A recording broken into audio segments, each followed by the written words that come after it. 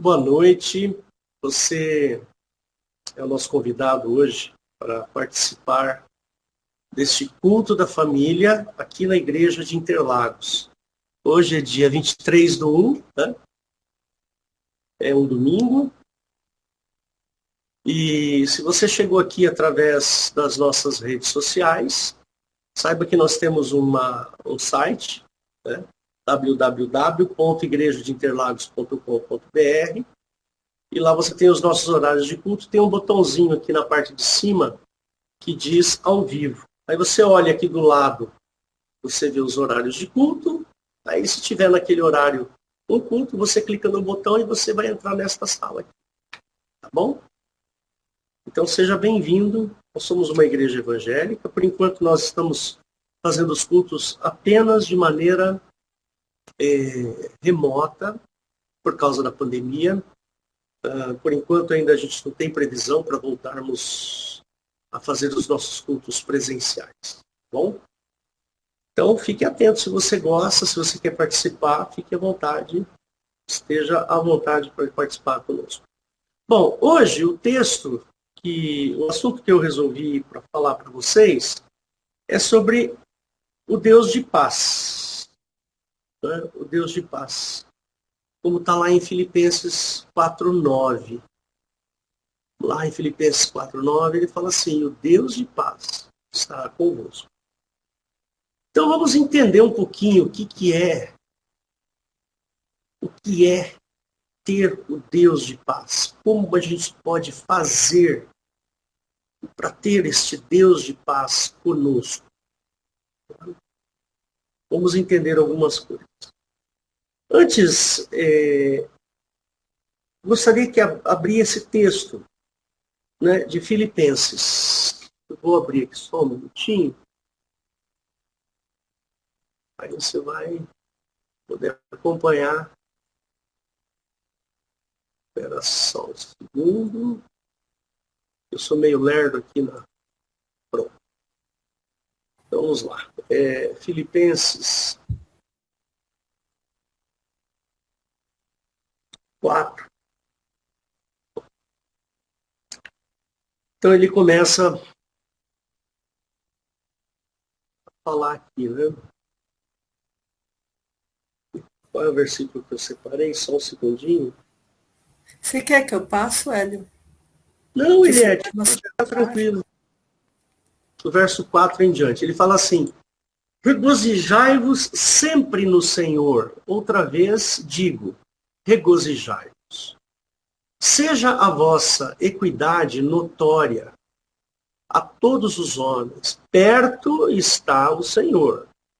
Não estejais inquietos por coisa alguma, antes as vossas petições sejam em tudo conhecidas diante de Deus, pela oração e súplica com ação de graças.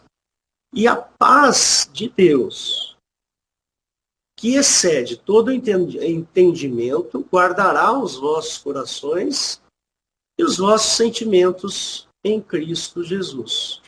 Quanto ao mais, irmãos, tudo que é verdadeiro, tudo que é honesto, tudo que é justo, tudo o que é puro, tudo que é amável, tudo que é de boa fama, se há alguma virtude, se há algum louvor nisto, pensai.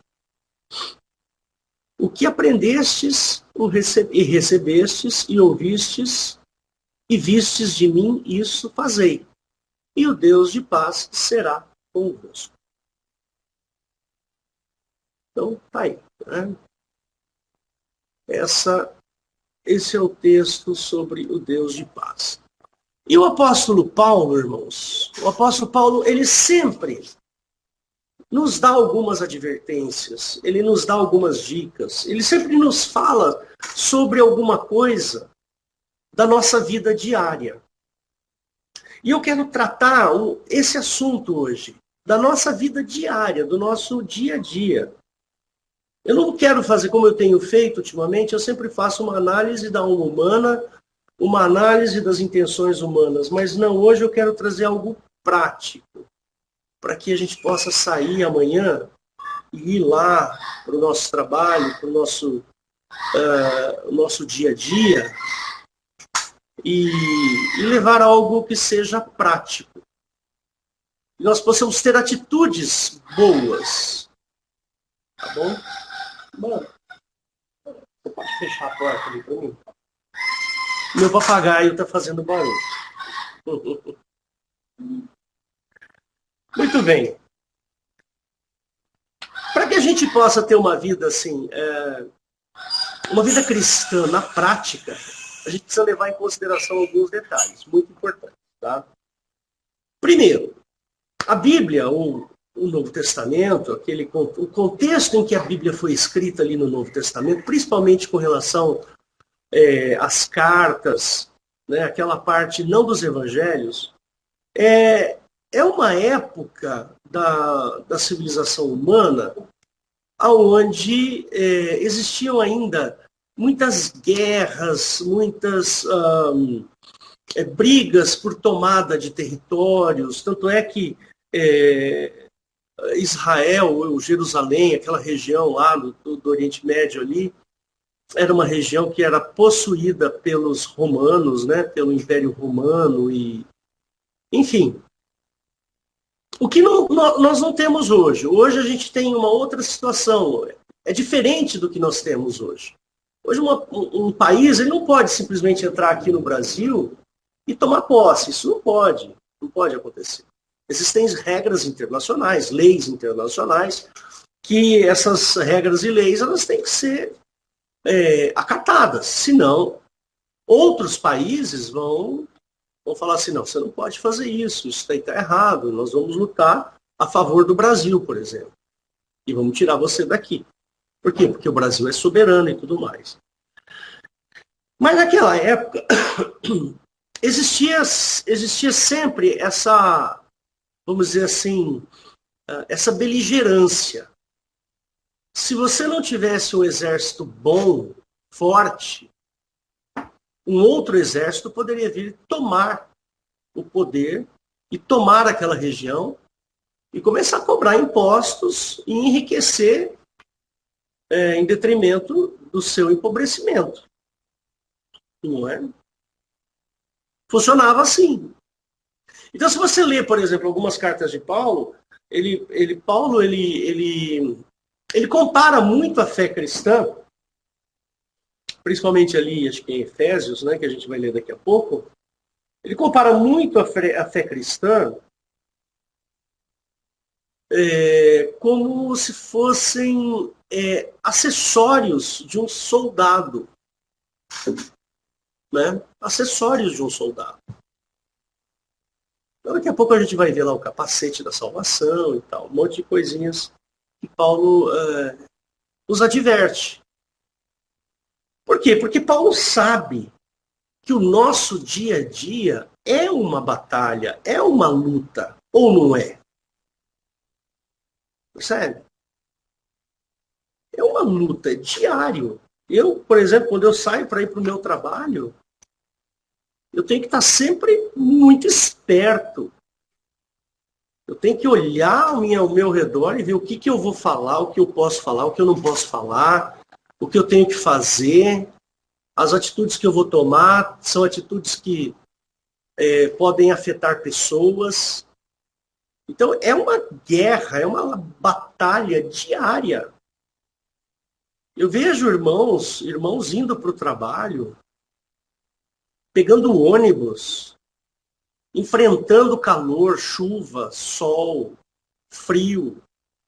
Aí chega no trabalho, aí você tem um chefe que pega no seu pé, ou o seu salário é muito baixo. Percebe? E isso é uma coisa muito interessante. Olha como Paulo foi inteligente nesse aspecto, né? Então ele dá essas dicas para a gente. Ele fala assim, olha, você é um soldado, que você está numa batalha, você está numa briga. E a gente sabe que toda batalha, toda briga, necessariamente, ela traz cicatrizes, machucados. Né? ela traz insatisfações, perdas, né? Nós podemos até perder. Né? Então, Paulo, olhando assim para nós, olhando para a nossa vida diária, ele começa a dar assim, algumas dicas práticas mesmo. Olha, é prático, você tem que se apropriar dessas dicas que eu vou dar para você. Então faz isso, se apropria dessas dicas e você vai se dar bem. E você vai ter uma chance de sucesso muito maior. Né? E aqui eu destaco, irmãos, eu destaco algumas coisinhas que é muito interessante, que é o seguinte, todo crente, né, toda aquela pessoa que se converte e chega à conclusão, não, eu preciso da obra redentora de Jesus na minha vida, eu preciso, eu quero. Né?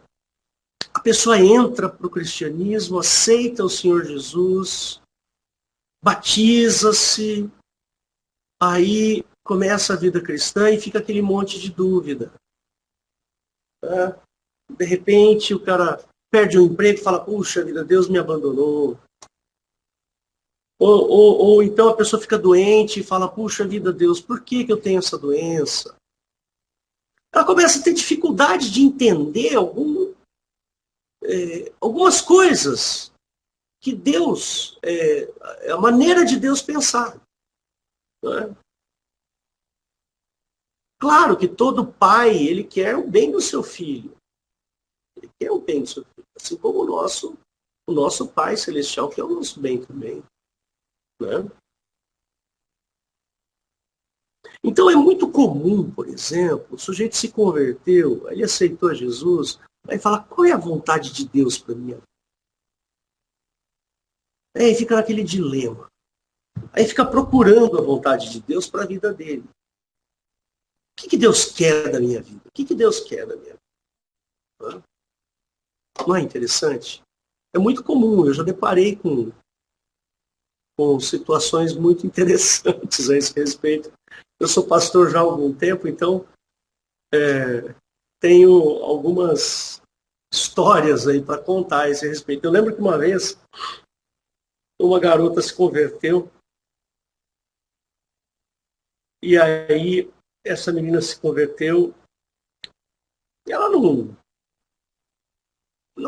era muito assim, sabe? Muito firme das ideias. Aí ela se converteu, estava na reunião, tal, não sei, de repente ela falou, ai, a partir de agora que eu sou de Jesus, a minha vida vai ser, minha vida agora, Deus vai preparar todas as coisas para mim e tal. Agora tudo vai ficar mais fácil para mim. Aí eu pensei comigo, eu falei, ué, não contaram toda a verdade para ela? Não disseram tudo que tinha que ser dito para ela? Pois precisava. No, no que diz respeito à vida física, ao dia a dia, as coisas não mudam. Elas mudam muito pouco, talvez nada. Mas o que muda é aqui dentro, a maneira como eu enxergo as coisas. Não como o mundo faz as coisas para mim. É diferente isso, percebe? Eu me converti, eu aceitei a Jesus, agora o mundo vai fazer as coisas para mim. Não, de jeito nenhum. Não muda nada. Mas a forma como eu enxergo as coisas que o mundo faz, é aí que está o segredo da história. A maneira como eu enxergo a atuação de Deus, a maneira como eu posso chegar diante de Deus e solicitar as coisas para Ele. Eu passo a ter um amigo, eu passo a ter um genitor, um pai. Percebe? Aonde eu posso colocar os meus anseios, eu posso colocar o meu coração, eu posso abrir a minha mente. Então, não, as coisas não vão melhorar ou piorar. Elas continuarão do mesmo jeito. Fisicamente, que eu estou dizendo, daqui para fora. Quando eu me casei com a Rosana, em 1989, nós casamos em fevereiro.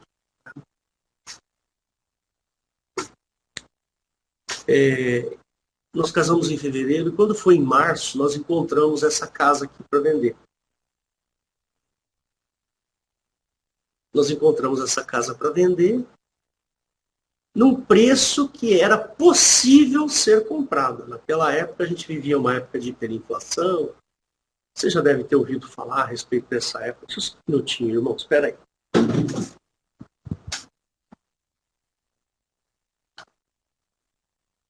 O ventilador aqui está muito forte. Pronto. Aí, quando nós tomamos a decisão de comprar essa casa que a gente estava passeando aqui na rua, minha rua não era nem asfaltada. Aí nós chegamos na nossa casa, tinha acabado de casar, um mês de casado. Nós botamos o joelho no chão e falamos, Rosana, vamos orar, porque aquela casa é perfeita pra gente. Ela é perfeita. E Deus vai fazer um milagre. Vai fazer um milagre. Aí nós oramos, Deus, dá essa casa pra gente, Senhor. Nós queremos comprar aquela casa, mas nós não temos o dinheiro. Não temos suficiente, mas nós gostamos daquele lugar. Lá é que nós gostaríamos de criar e ter e criar os nossos filhos. E nós oramos, passamos um tempo ali em oração. E aí no dia seguinte nós fomos até a imobiliária. Aí cheguei lá na imobiliária, o dono da imobiliária era crente, evangélico. Nós nos identificamos com eles, foi uma bênção. Aí ele falou assim, olha, aqui a gente só faz coisas para agradar a Deus. Eu lembro disso até hoje, você lembra, Rosana? O dono da imobiliária falou assim para mim. Ele nem sabia que nós éramos crentes, né? Aí ele falou assim, nossa, aqui só fazemos coisas para agradar a Deus. Aí eu e a Rosana, a gente ficou assim, o queixo caído. Puxa vida, como pode? Né? Então tá, vamos agradar a Deus. Aí a gente se identificou, aí ele falou assim, olha, tem mais uma coisinha interessante, o dono da casa é crente também. E aí depois eu descobri que o dono da casa era da mesma igreja que eu. Não era incrível isso? Maravilhoso, né? E aí nós fomos falar com o dono da casa, o Cláudio. Aí o Cláudio, não, vocês podem pagar do jeito que vocês puderem e tal. Isso aqui. Demos lá um valor. Aí passamos um mês correndo atrás do restante do dinheiro. Graças à minha cunhada Marília, que está aqui ouvindo, ela tem uma participação muito forte na compra dessa casa. E aí nós compramos a casinha aqui. E Deus nos deu essa casa. Mas por quê? Porque nós resolvemos participar da nossa vida com Deus. Ajoelhamos no chão, Senhor, nós queremos ter os nossos filhos e criar os nossos filhos nesta casa. E Deus nos concedeu esse privilégio. E nós compramos a casa. Né? Daria para ficar aqui uma meia hora contando todos os detalhes, mas no fim a gente conseguiu a grana toda, deu certo, vendemos algumas coisas que nós tínhamos, uma parte das coisas que nós tínhamos a Marília comprou, ela tinha o dinheiro e tal. Enfim, foi assim, bênção atrás de bênção, e pumba, compramos a casa. E aí reformamos. Na época que a gente foi reformar essa casa aqui também, que a gente queria mexer na estrutura, fazer algumas coisas, aí nós não tínhamos muito dinheiro, porque eu era analista de sistemas apenas, né? Então, Deus me deu mais um trabalho. E eu já dava aula numa escola à noite, trabalhava como analista de sistemas durante o dia numa empresa. E como não fazia nada no fim de semana, Deus me deu um trabalho no fim de semana. Foi desse trabalho do fim de semana que eu consegui fazer toda a estrutura da casa. E hoje eu tenho essa casa aqui, ó, só para vocês verem. Ó. Olha só que bonito. Ó. Aqui, ó, tem uma turma aqui. Olha que bonita a casa. Quem não conhece, tá aí, ó. Uma benção. Olha o pianinho aqui. Uma benção esse piano aqui, viu? Tem história esse piano, viu, irmãos? Só histórias boas, né? É efeito prático, irmãos. Nós temos que ser práticos com as coisas de Deus. Nós precisamos da operação de Deus. Se Deus não operar, se Deus não fizer as coisas... Hoje a gente tem essa história toda para contar. Os nossos filhos amam esse lugar, gostam dessa casa. Foram criados aqui, viveram aqui sempre. Casaram, foram embora. É assim, a vida faz parte, né? Agora só tem uma aqui que não casou ainda, mas logo, logo deve casar. Certo? Certo. Acho bom, hein? Vamos casar. É. Mas vamos lá. Em termos práticos, o que eu quero dizer para vocês é que minha vida não é de super-homem. Eu não sou um super-homem. Deus me dá coisas quando Ele acha que eu devo receber. Deus atende quando eu oro a Deus e Ele fala assim, não, o Hélio precisa disso. Eu vou dar isso para ele. Percebe? É assim a vida prática. Por isso que ele fala lá, tudo aquilo que é bom, tudo aquilo que é amável, de boa fama e tal, e tal, e tal, nisto pensais. E o Deus de paz estará convosco. O Deus de paz estar comigo, conosco, não significa que o mundo vai estar ao meu favor. Que as coisas vão acontecer ao meu favor. Não! O mundo não vai mudar porque eu me converti. O mundo não vai ser modificado porque eu me converti. Ah, a partir de hoje eu não preciso nem pagar mais a conta de luz, porque eu me converti a Deus.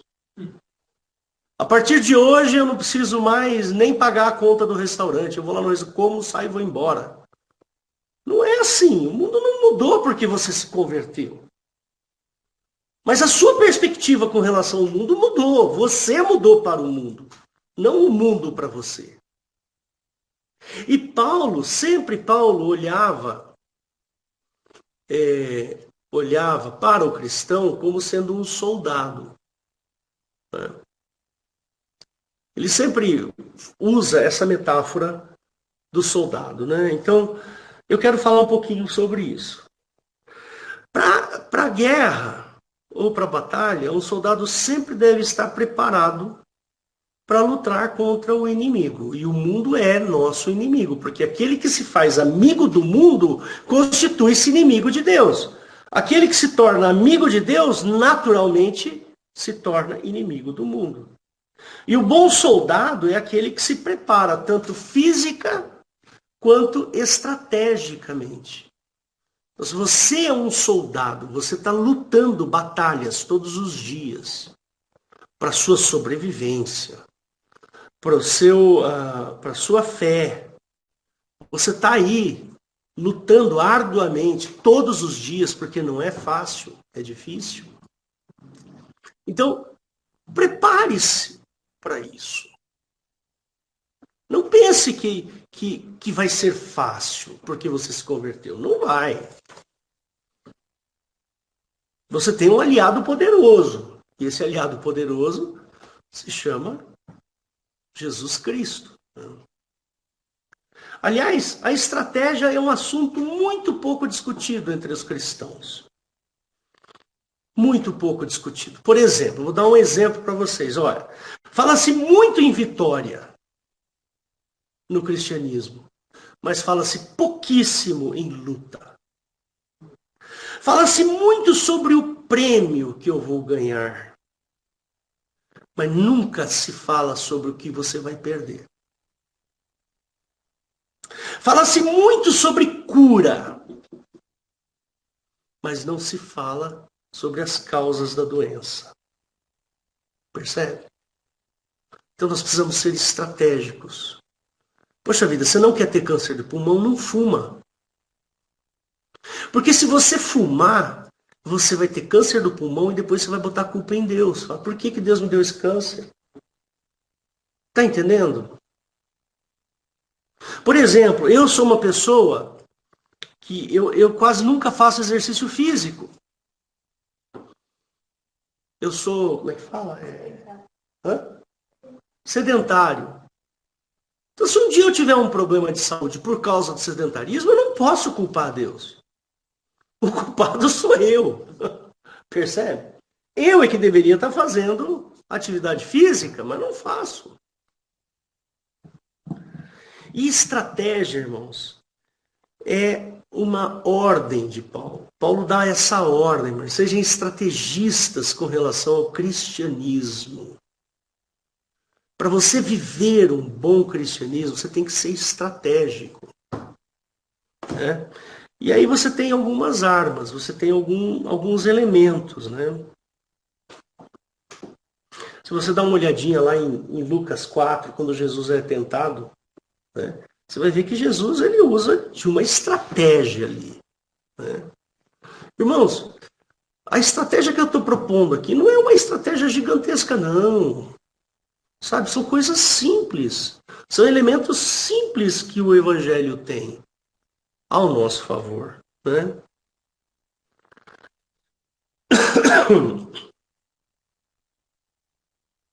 A gente tem que tomar muito cuidado para não medir o cristianismo dos outros. Tá? Toma esse cuidado. Não é porque o pastor Hélio... olha o erro que se comete. O pastor Hélio é um sujeito que tem uma esposa, que é a Rosana, que é crente. Né? Porque a casa dele foi dada por Deus, Deus deu aquela casa, lógico que eu comprei, né? Não foi dado assim, Deus abriu condições para... Então o pastor Hélio é uma potência espiritual. Não é assim, irmãos.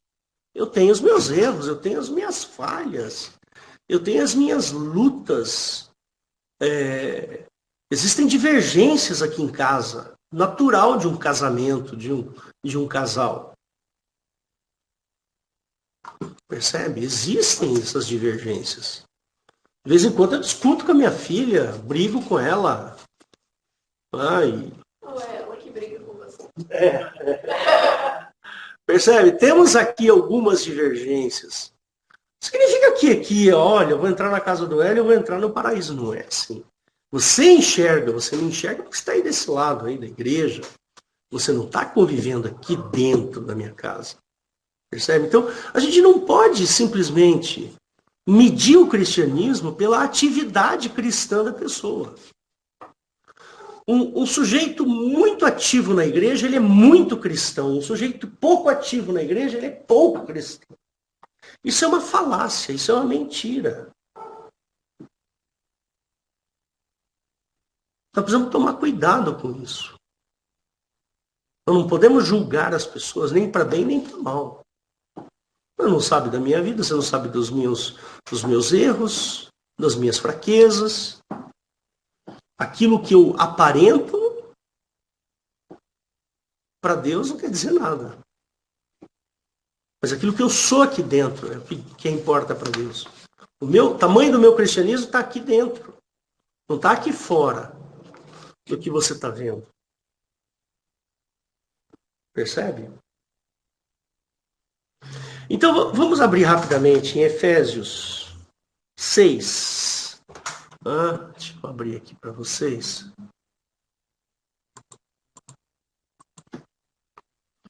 6, de 10 a 18.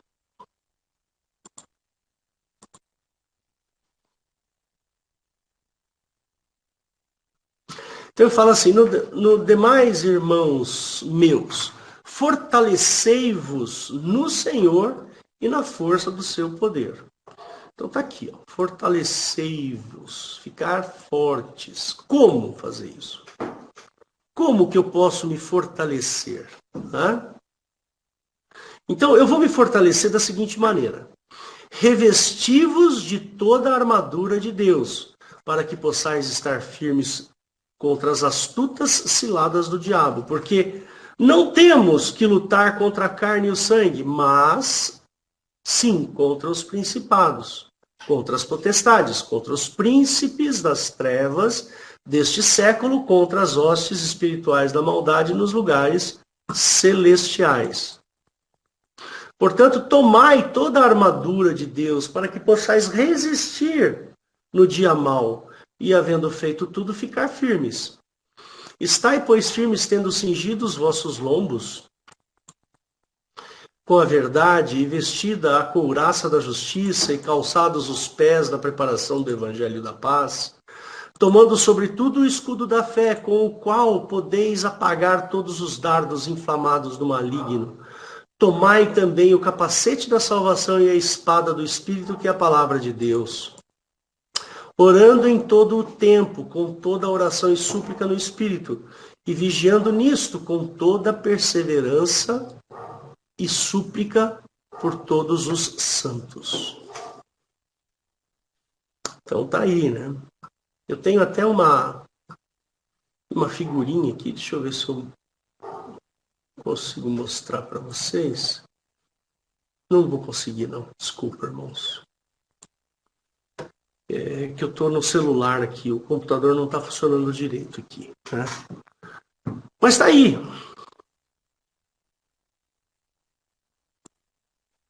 Vamos falar um pouquinho sobre isso agora, né? Então, Paulo compara o crente a um soldado e chama a guerra de dia mau, que é provocada pelas investidas inteligentes de Satanás, as astutas ciladas do diabo. Astuto significa inteligente. Ele considera que o diabo é astuto, e astuto é aquele que sabe que enganará o incauto e despreparado. Deu para entender? O diabo é astuto. Astuto significa esperto. E o diabo é muito esperto. E se ele perceber alguma coisa que ele puder te enganar, ele vai te enganar. Ele não vai ficar na dúvida. Esse é o trabalho dele.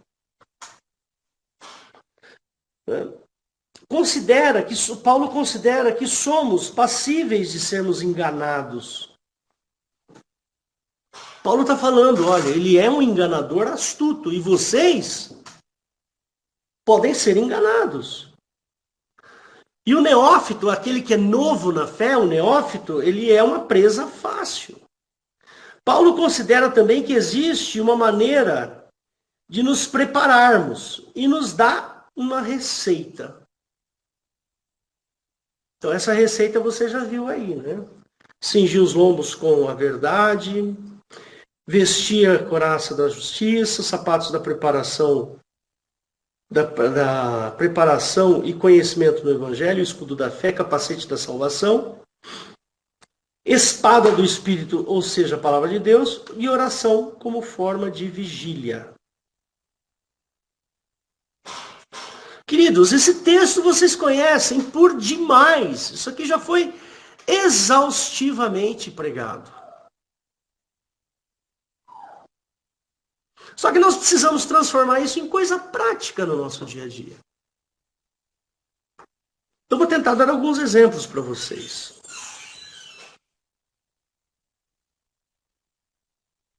Cingir os lombos com a verdade, ou seja sempre original, seja sempre autêntico, seja verdadeiro. Não se perca em mentiras. É uma coisa difícil largar mentira. E para quem é mentiroso contumaz, realmente é difícil largar. Mas é possível. Você pode fazer isso. Você pode testar. Eu vou me entrar numa encrenca agora se eu não mentir. Entre na encrenca. Se você não minta e entre na encrenca. Deu para entender? E vejam o quanto Deus vai te ajudar. É essa questão prática que eu estou dizendo para vocês. Você está lá, tem que fazer tal coisa para entregar para o seu chefe e tal, não deu tempo. E aí você vai mentir, vai dizer que tal coisa, se aconteceu isso, isso. Se eu não falar isso, eu vou ter um problema nas mãos. Ótimo, faça isso, tenha um problema nas mãos. E ponha a sua fé em exercício. Fala, Deus, eu cometi esse erro aqui, agora eu estou encrencado, o que eu faço? Deixa acontecer. Deus vai operar. Cingir os lombos com a verdade, vestir a couraça da justiça, ou seja, seja justo. Percebe? Seja justo. Mas que justiça é essa? É a justiça, poxa vida, se o sujeito foi lá, trabalhou para você, ele fez um serviço e cobrou R$100, e aí você fala, nossa, você ficou meia hora aí, tá cobrando R$100? Mano, é o meu preço. É esse mesmo. Não, porque seja justo. Percebe? Combinou, tá combinado. Se você falou que vai chegar às 8, chega às 8. Seja justo. Se você falou que vai pagar tal coisa, vai lá e paga tal coisa. Seja justo. Percebe? É uma prática. Eu conheço pessoas que, de maneira assim, contumaz até, sabe? Pede emprestado, não paga. Dá calote em todo mundo. E assim vai. É feio isso. Sapatos como preparação e conhecimento do Evangelho. Lê a Bíblia, lê a palavra. Escudo da fé. Exercite a sua fé. Capacete da salvação é a espada do Espírito, ou seja, a palavra de Deus. Conhecimento da palavra de Deus. E, por último, a oração como forma de vigília, né?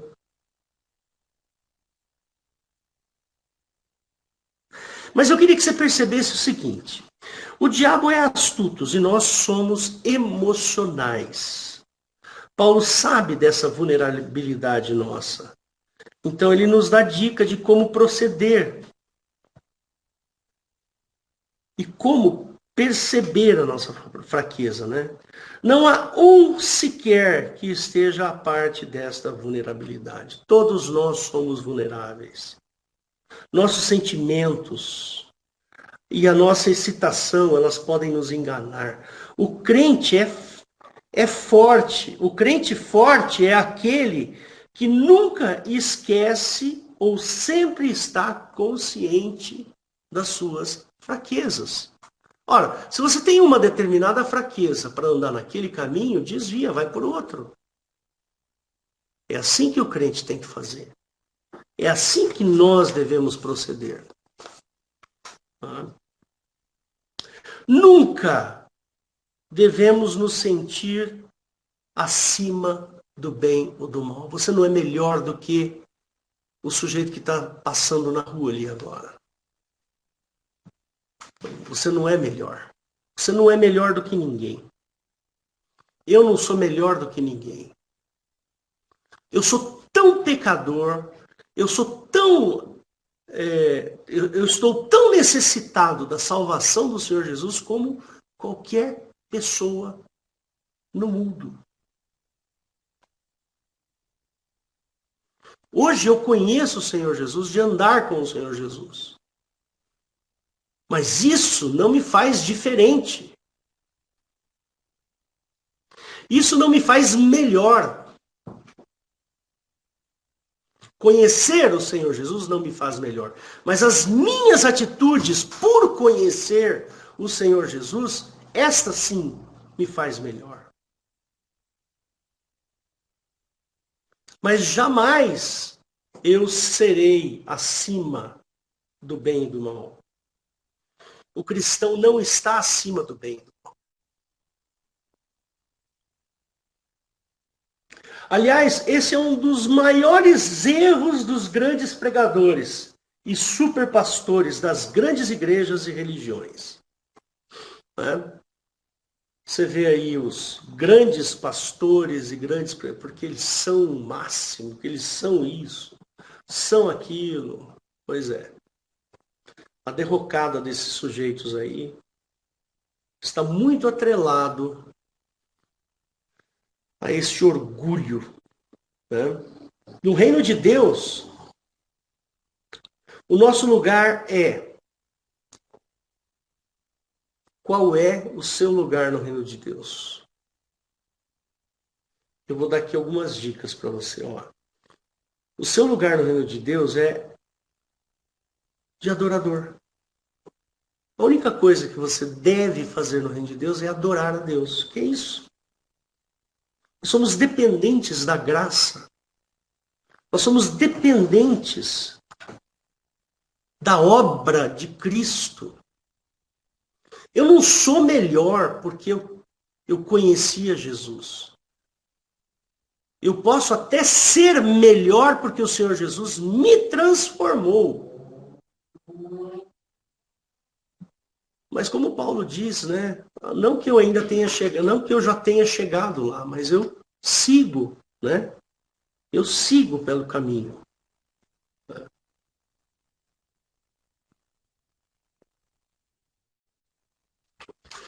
Então, meus irmãozinhos queridos, nós somos todos pequeninos.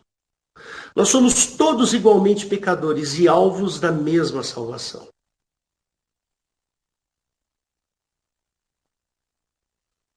No seu dia a dia, você tem que estar convicto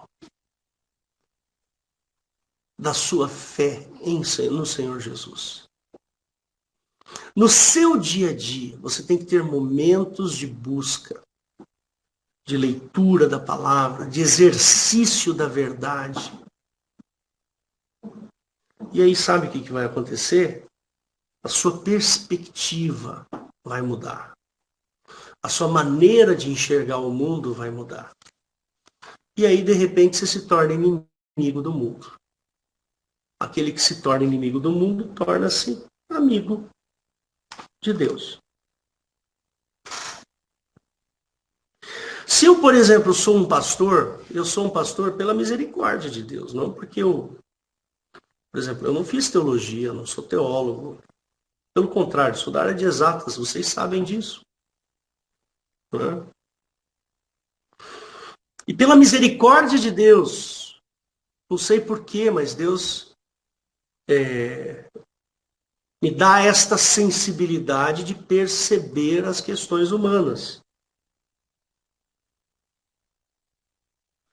Queridos, a soberba é o pior dos pecados. Um sujeito soberbo é a pior coisa que tem. Deus não se agrada de pessoas soberbas. Muito pelo contrário. Ele se agrada de pessoas humildes. E a soberba, ela é inerente à natureza humana. Quando nós somos criados, lá no começo, foi colocado esta maldade no nosso coração. A soberba é a completa ausência de humildade.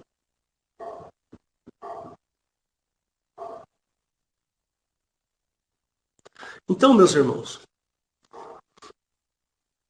quando o texto lá de Filipenses, né, eu vou até abrir aqui para mostrar para vocês.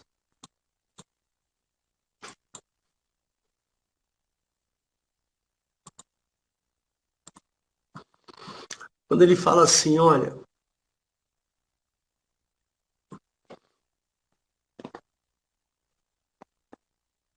esse versículo 8 aqui é tremendo, né? Ele fala assim, olha, quanto mais, irmãos, tudo que é verdadeiro, tudo que é honesto, tudo que é justo. Olha, se não bate lá com Efésios. Tudo que é puro, tudo que é amável, tudo que é de boa fama, se há alguma virtude, se há algum louvor, põe sua cabeça nisso. Uma vez eu trabalhava numa empresa e tinha uma irmã lá. Né? E essa irmã, isso faz muito tempo, hein, irmãos? Há uns mais de 20 e tantos anos. E essa irmã, ela adorava novela da Globo. Sabe aquelas novelas da Globo? É. E aí ela ficava pelos cantos lá. Não, porque fulano, porque Beltrano, porque ciclano, porque isso, porque aquilo. Hoje tem o capítulo tal, sabe? Assim, a pessoa comentando da novela, né? Aí eu fiquei pensando, falei assim, puxa vida, que interessante, né? Deixa eu voltar aqui. Não, deixa aqui. Daqui a pouco eu volto. Eu fico pensando assim, puxa vida, a irmãzinha é de Jesus, né? É do Senhor Jesus. Mas está lá torcendo para fulana ficar com Beltrano, que é casado. Percebe? Quer dizer, não faz muito sentido um cristão se entupir dessas ideias. Não faz sentido. Por quê? Porque veja o que está escrito no 4:8. Puxa vida, está escrito ali, ó. Tudo que é verdadeiro, tudo que é honesto, que é justo. Gente, o que passa numa novela enquadra nesse versículo aí? Não. Não se enquadra. Percebe?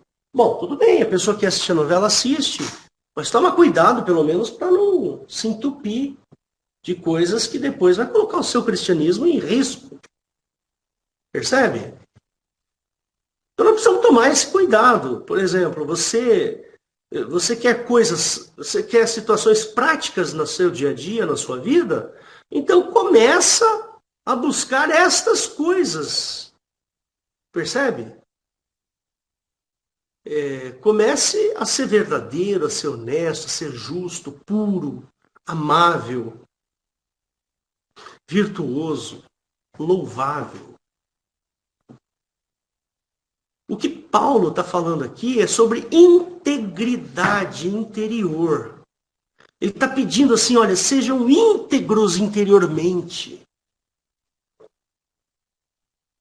Porque aquilo que está dentro do seu coração é aquilo que vai aparecer. Percebe? Por isso que Paulo fala desse jeito. Ele está falando assim, sejam íntegros. Tem que ter integridade dentro de você. Né?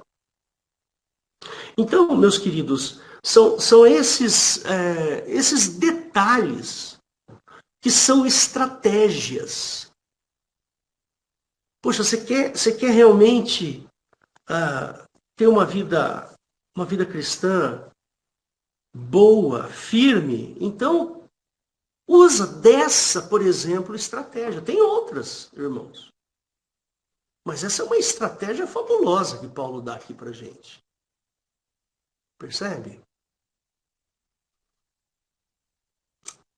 Então, queridos, pensem bem um pouquinho sobre isso. A nossa vida, o nosso dia a dia tem que refletir aquilo que nós pensamos. A nossa maneira de ser, ela tem que refletir aquilo que está dentro do nosso coração.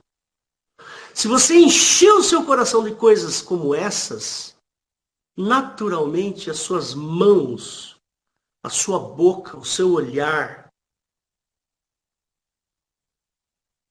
vai transparecer essas coisas. Eu vou parar aqui a partilha para você me ver. Entendeu?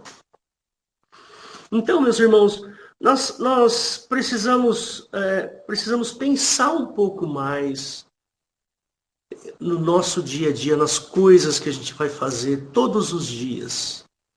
Toda hora, você vai fazer alguma coisa, veja se aquilo está refletindo o que está na palavra. Lembra que ele falou assim, olha, a espada do Espírito, ou seja, a palavra de Deus, né? Um dos elementos lá do soldado. Né?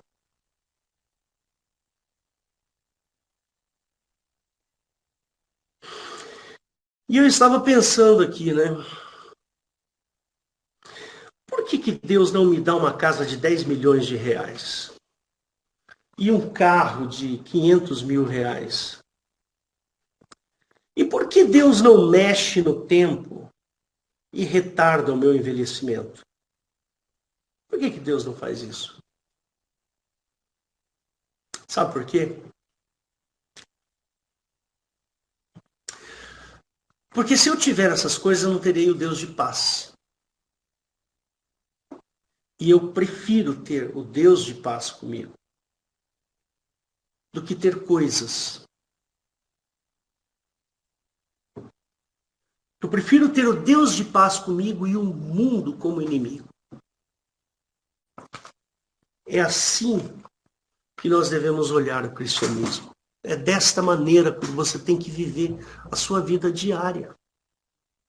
A sua vida diária tem que ser cheia de componentes da sua fé, daquilo que está dentro do seu coração.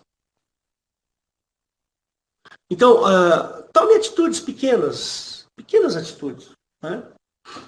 Tome pequenas atitudes durante o dia e comece a mudar o seu estado de coisas na sua vida. Percebe? Comece a mudar isso. E aí, lá na frente, você vai ter algum resultado muito interessante. Você vai ver. E vai ser muito bom. Então é isso, irmãos. Essa era a mensagem que eu queria trazer para vocês. Eu espero ter contribuído para que vocês tenham uma vida cristã cheia da obra de Cristo. Que a sua vida diária expresse o cristianismo verdadeiro. Amém? Glória a Jesus. Então, só um segundinho aqui para eu encerrar a gravação.